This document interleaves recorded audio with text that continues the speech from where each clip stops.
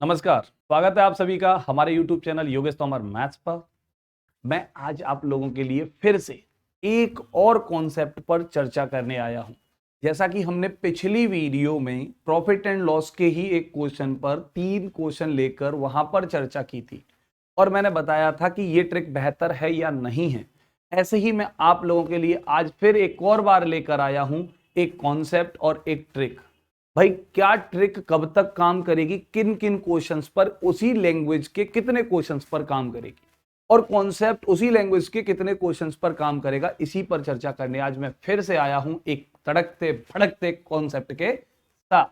Video को starting से last तक जरूर देखिएगा और आप एक प्रॉपर कॉन्सेप्ट के साथ एक 8-10 क्वेश्चंस का जो ग्रुप बनता है उस पूरे के पूरे ग्रुप्स को, सेम लैंग्वेज के उस ग्रुप को अच्छे से समझ पाएंगे। और अगर आप चैनल पर नए हैं तो चैनल को सब्सक्राइब कर दीजिए और बेल आइकन को जरूर प्रेस कर दीजिएगा बच्चा, जिससे आपको हमारे नोटिफिकेशन टाइम टू टाइम पहुंचते रहें। और वीडियो को लास्ट तक देखने के बाद कमेंट में लिखकर जरूर बताइएगा कि वीडियो कैसी लगी और शेयर तो अभी कर दीजिए, ठीक है। अभी हमारा पहला क्वेश्चन क्या है, हम क्वेश्चन पर बात करते हैं। हमारा पहला क्वेश्चन है कि एक दुकानदार 3 रुपए में 4 की दर से कुछ वस्तुएं खरीदता है और उन्हें 5 रुपए में 6 की दर से बेच देता है, तो उसके द्वारा पूरे सौदे में प्राप्त लाभ या हानि प्रतिशत ज्ञात कीजिए।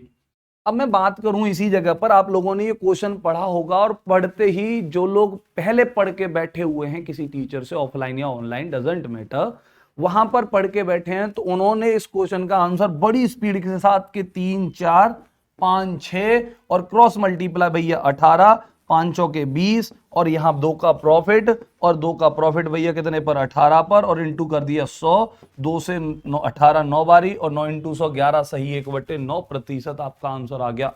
इतना भाई साहब इतनी स्पीड में किया होगा उन बच्चों ने क्योंकि उन्होंने ये सीख रखा भाई क्रॉस मल्टीप्लिकेशन कर दो, बस ऐसा क्वेश्चन आए बेटा तो क्रॉस मल्टीप्लिकेशन कर दो, इस लैंग्वेज के साथ और सीखा होगा, लैंग्वेज भी नहीं बदली होगी। तो ये 2 सेकंड का इंप्रेशन बच्चे के ऊपर चढ़ गया। चलो भाई बात करते हैं। अब हमारा अगला क्वेश्चन है इसी लैंग्वेज पर। मान लिया कि इस ट्रिक से ये क्वेश्चन सॉल्व हो गया। अभी इस क्वेश्चन पर बात करते हैं, क्या ये क्वेश्चन भी सॉल्व हो जाएगा। 4 रुपए में 5 की दर से कुछ वस्तुएं खरीदता है और 7 रुपए में 8 की दर से उन्हें बेच देता है। ठीक है भाई, सेम लैंग्वेज है या नहीं है कि भाई 4 में 5 की दर से कुछ खरीदी, 7 में 8 की दर से कुछ बेची। अब यहाँ क्रॉस मल्टीप्लाई कर दिया बड़ी स्पीड के साथ और बच्चा यही करेगा क्योंकि क्रॉस मल्टीप्लाई करना सीख चुका है वो, और सीख चुका है, कर दिया भाई। तो 32 की खरीदी, 35 की बेच दी। मुझे ये भी दिखाई दे रहा है कि प्रॉफिट कितने का हुआ, 3 का, लेकिन प्रॉफिट चाहिए मुझे 81 रुपए का।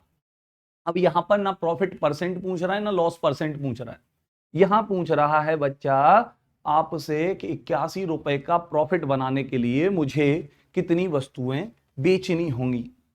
ठीक है, अब मुझे दिखाई दे रहा है सिर्फ 3 रुपया, खरीद दिखाई दे रही है 32 की, बिक्री दिखाई दे रही है 35 की, वस्तुओं की संख्या मुझे इस कॉन्सेप्ट में नजर नहीं आ रही है। अब 3-5 की आप लोगों ने दिमाग लगाया, यहां पे फंस चुके होंगे। अब जो बच्चा थोड़ा सा एडवांस होगा, ट्रिक को पढ़ा होगा लेकिन थोड़ा सा एडवांस होगा, वो 3-5 करेगा इसमें और निकाल लेगा भाई कि 8 पंजे 40, यहां से 40 आपकी क्या आ गई होगी वस्तुओं की संख्या, ऐसे करके कुछ ना कुछ दिमाग लगाएगा, जुगाड़ बिठाएगा, हो गया होगा।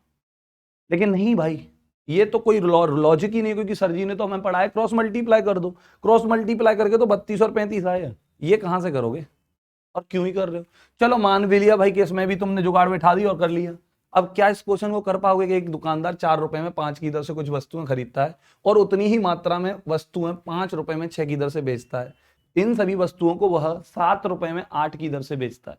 कहने का मतलब है कि खरीद 2 बार ही रहा है बेटा, 4 में 5, ठीक है, और 5 में 6 और 7 में 8 इनको बेच रहा है। ये बेटा सीपी का केस है और ये एसपी का केस है, तो 2 बारी खरीद रहा है और उन सबको मिला के 1 बारी बेच दे रहा है। तो क्या यहां पर क्रॉस मल्टीप्लिकेशन काम करेगा, किसके साथ किसका होगा भाई बताएं, मुझे भी तो समझ में आए कि क्रॉस मल्टीप्लिकेशन किसका किसके साथ होगा। तो करने के लिए क्या करना पड़ेगा, अब देखो ट्रिक आपकी पहले क्वेश्चन पर बहुत स्पीड में काम की, दूसरे क्वेश्चन में उसने आपको फंसा दिया, तीसरे क्वेश्चन में वो बिल्कुल खत्म हो गई आपकी, क्योंकि वो 2 सेकंड की बात थी ना बेटा। जितनी स्पीड के साथ बढ़ाया था ना आपको कि 2 सेकंड में आंसर निकाले, तो बेटा वो 2 सेकंड में ही खत्म होने वाली ट्रिक थी।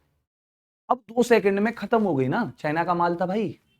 अभी एक्चुअल कॉन्सेप्ट पर लौट के आओ भाई, क्या है एक्चुअल कॉन्सेप्ट, तो सही मायने में चीजों को समझिए कि अब हम क्या करें कि इन सारे क्वेश्चंस पर एक ही तरीका अप्लाई हो जाए।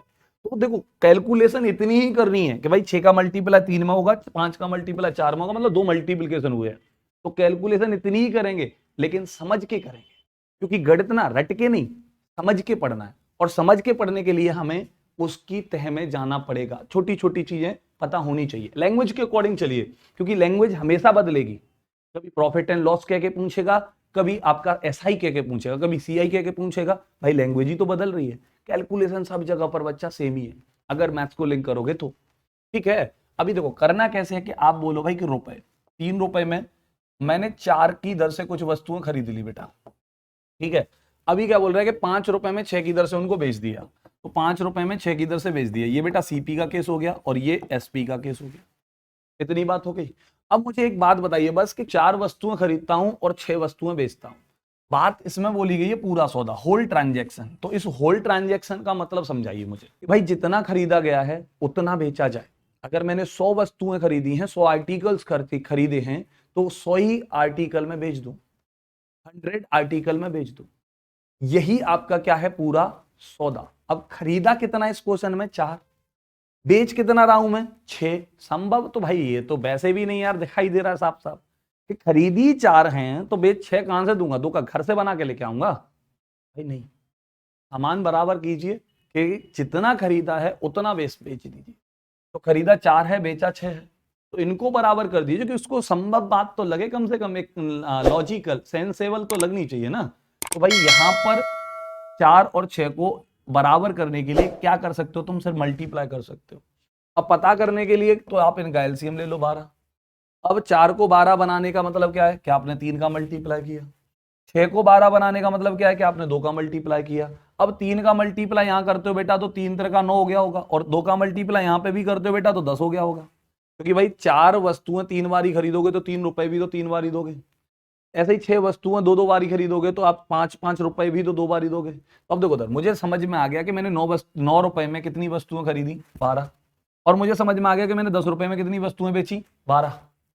9 रुपए में 12 वस्तुएं खरीदी, 9 रुपए में 12 वस्तुएं बेच दी। क्या मतलब है इस बात का?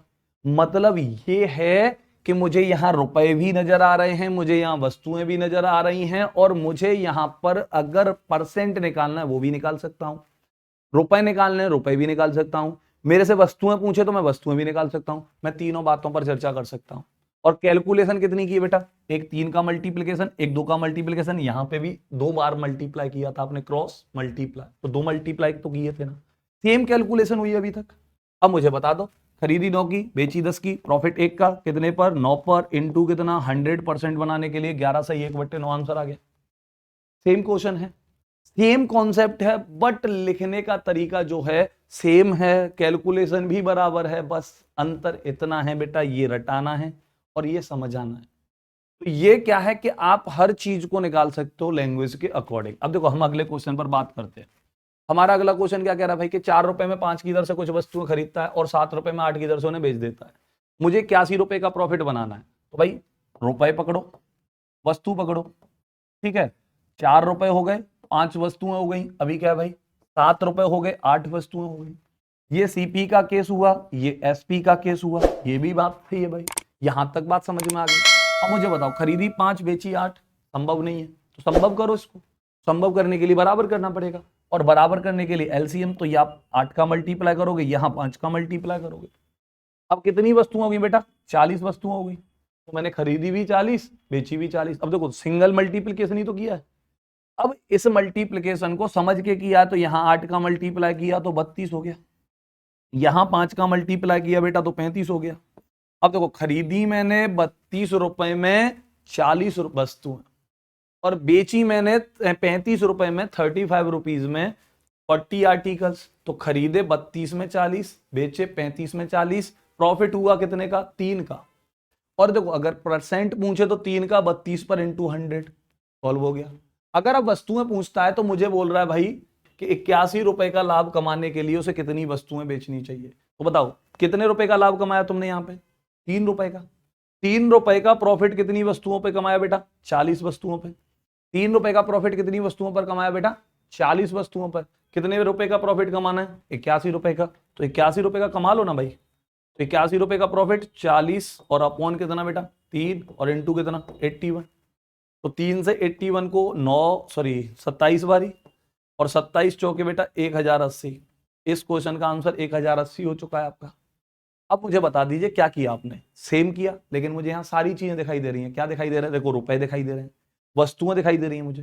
3 रुपए का प्रॉफिट 40 वस्तुओं पे, 81 रुपए का प्रॉफिट 40/3 इंटू 81। सिंपल सी कैलकुलेशन, सारी चीजें नजर आ रही हैं, लेकिन देखो क्रॉस मल्टीप्लीकेशन खो गया।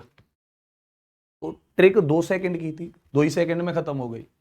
कॉन्सेप्ट मजेदार था तो लंबा चला, चीजें पढ़िए सही तरीके से। अब देखो इस क्वेश्चन के बारे में अगर जानना है तो उसके लिए आपको लिंक दे रखी है डिस्क्रिप्शन में। प्रॉफिट एंड लॉस की मेरी वीडियो है, आप उस वीडियो को जाकर देखिए और इस क्वेश्चन का आंसर प्रॉपर जानिए और प्रॉपर कॉन्सेप्ट को भी जानिए। मिलेंगे आपसे ऐसे ही कॉन्सेप्ट्स के साथ अपनी अगली वीडियो में, और उम्मीद है कि ये कॉन्सेप्ट समझ में आ गया होगा, और अगर समझ में आ गया है तो शेयर कर दीजिए। जय हिंद।